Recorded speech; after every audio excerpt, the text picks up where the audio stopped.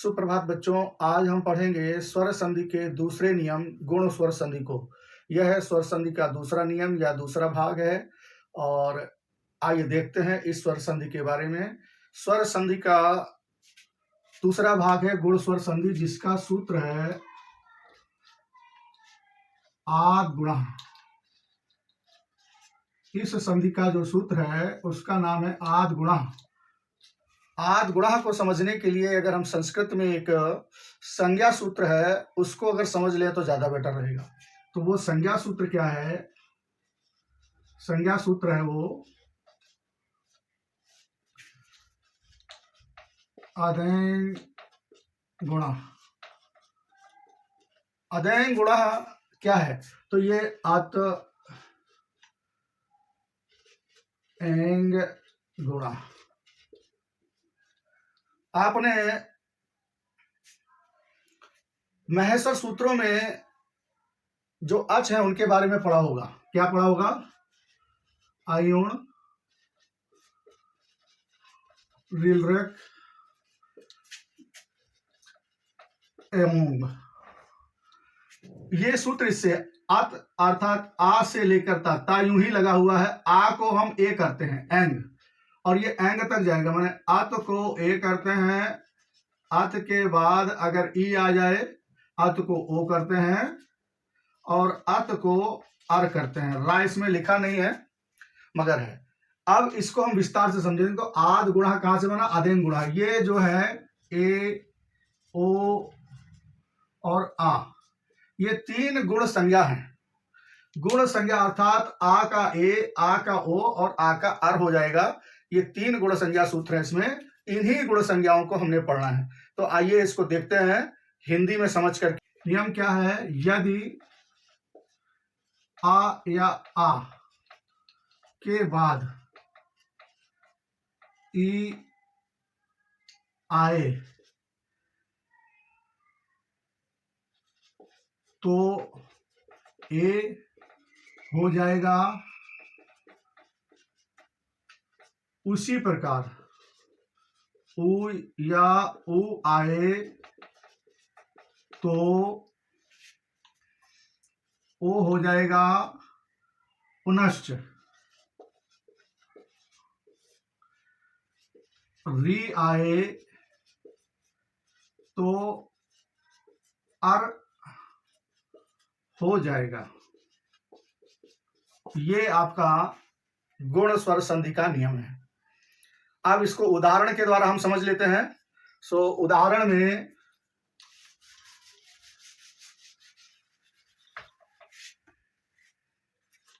सबसे सरल उदाहरण महेश, देवेंद्र। दो उदाहरणों के द्वारा बराबर महा, धन, ईश। इसी प्रकार से इसका देव, धन, इंद्र। इन दोनों में जो संधियां हुई है सा का आ प्लस ई बराबर ए हो गया है। इसी प्रकार देव का आ और इंद्र का ई बराबर ए हो गया है। तो आ का ई हो जाता है। इसी प्रकार से महोत्सव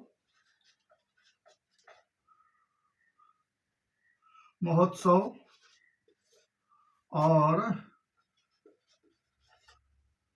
समुद्रोर्मी, ये दो उदाहरण देखेंगे। तो महोत्सव अर्थात महा, धन, उत्सव। इसमें क्या हुआ? इसका दीर्घ आ प्लस उ मिल करके ओ हो गया। इसी प्रकार समुद्र,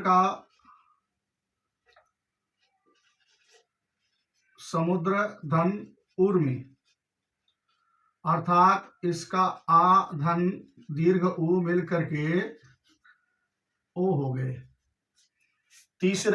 चौथे उदाहरण के द्वारा तो हमने समझ लिया। पांचवा महर्षि या ब्रह्मर्षि। महर्षि में महा, धन, ऋषि। इसमें संधि हुई है दीर्घ आ प्लस री बराबर अर हो गया है। इसी प्रकार ब्रह्मर्षि में ब्रह्मा धन ऋषि, इनमें क्या संधि हुई है? ब्रह्मा का बड़ा आ, ऋषि का री बराबर अर हो गया है। ऐसे ही एक और उदाहरण ले सकते हैं, देवर्षि, कहते हैं ना देवर्षि नारद, तो इसमें देव धन ऋषि, इनमें संधि हुई, इसके आ धन री में, तो दोनों मिला करके क्या हुआ? अर। इस प्रकार से यह गुण स्वर संधि है। इस स्वर संधि की व्याख्या एक और ढंग से समझ लेते हैं, जिस गुण स्वर संधि में 3 ही शब्द आते हैं और 3 अपोजिट में आएंगे और उनसे बदलाव होगा। मैंने आपको पहले बताया था कि मूल स्वर जो हैं वो 5 हैं। कौन कौन से? आ, ई, उ, री और ली। अब आ से आ और बड़े आ मिले हैं, इसी प्रकार से इससे भी 2 बने, इससे भी 2 बने, इससे भी 2 बने और री, और बाद में इन शब्दों के द्वारा संयुक्त स्वर ए और ए, ओ और औ बना है। अब गुण स्वर संधि को व्याख्या यहां पर समझ लेते हैं कि गुण स्वर संधि क्या है, तो आपको ज्यादा आसानी से समझ में आएगा। व्याख्या में क्या है? आ के बाद ई आए तो क्या हो जाएगा? ए। आ के बाद उ आए तो क्या हो जाएगा? ओ। और आ के बाद री आए तो क्या हो जाएगा? अर। बस 3 में ही ये संधि समाई हुई है। कई उदाहरणों के द्वारा इसको एक बार और समझ लेते हैं। जैसे कन्या धन इच्छा बराबर क्या होगा? कन्येच्छा। परोपकार कैसे होगा? पर धन उपकार। राजर्षि, राजा धन ऋषि बराबर राजर्षि। ऐसे ही परम धन उत्सव बराबर परमोत्सव। ऐसे ही महाधन उदय बराबर महोदय। ऐसे बहुत सारे शब्द बनाए जा सकते हैं, जैसे महोत्सव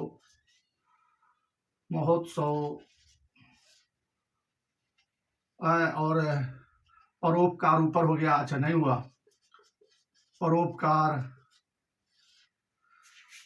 और प्राणेश्वरी, प्राणेश्वरी, सूर्योदय, चंद्रोदय, ये आपकी व्याख्या में। अब आप केवल इन तीन शब्दों में आपकी गुण स्वर संधि समाई है। आ का मतलब मेरा आ ह्रस्व और आ दीर्घ दोनों, तो आ के बाद ई आए तो ए हो जाता है। अब आ और ई, इनमें ह्रस्व और दीर्घ कोई सा भी आए तो ए हो जाएगा। ऐसे ही आ और उ के बाद, आ के बाद आ ह्रस्व या दीर्घ के बाद उ ह्रस्व या दीर्घ कोई भी आए तो आपका ओ हो जाएगा। इसी तरीके से आ ह्रस्व या दीर्घ के बाद री ह्रस्व या दीर्घ कुछ भी आए तो आपका आर हो जाएगा। बस इतना सा ही संधि है। बस इनके नीचे आप जो बहुधा उदाहरण देखते हैं उन्हें लिखें और उनसे मिलते जुलते कठिन उदाहरण भी देख लें, जैसे परमेश्वर है, अपेक्षा है, उपेक्षा है। जैसे अपेक्षा और उपेक्षा में आपको बताना चाहूंगा कैसे बने हैं। आप धन इच्छा बराबर अपेक्षा, ऐसे उप धन इच्छा बराबर उपेक्षा। तो इस तरीके से और भी, जैसे परीक्षा अगर आपने सुना होगा, प्राधन इच्छा प्रेक्षा, यथेष्ट। आज हम पढ़ते हैं वृद्धि स्वर संधि। वृद्धि स्वर संधि स्वर संधि का तीसरा नियम या तीसरे भेद के तहत आता है। इसका सूत्र है वृद्धि रेची। क्या सूत्र है इसका?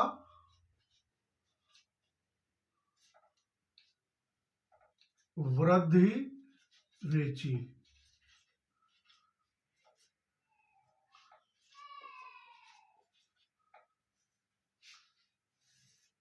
इसका नियम है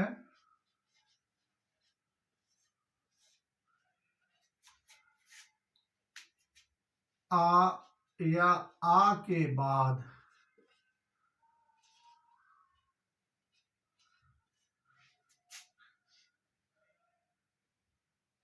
ए या आए आए तो आए हो जाता है। उसी प्रकार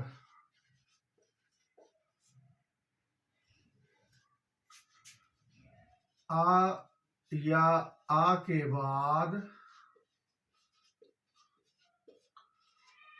ओ या आओ आए तो आओ हो जाता है। जैसे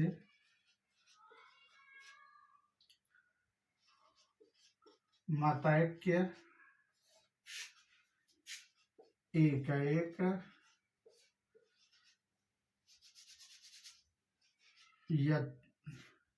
यदैव और महोषध आदि इसके उदाहरण हो सकते हैं। आ और आ के बाद ए और ए आ जाए तो आय हो जाता है। उसी प्रकार आ और आ के बाद ओ और औ आ जाए तो औ हो जाता है। इसको व्याख्या में समझ लेते हैं यहां संक्षेप में। अर्थात आ के बाद ए या आय, कोई आए तो आय हो जाएगा। उसी प्रकार आ के बाद ओ या औ, कोई आए तो क्या हो जाएगा? औ हो जाएगा।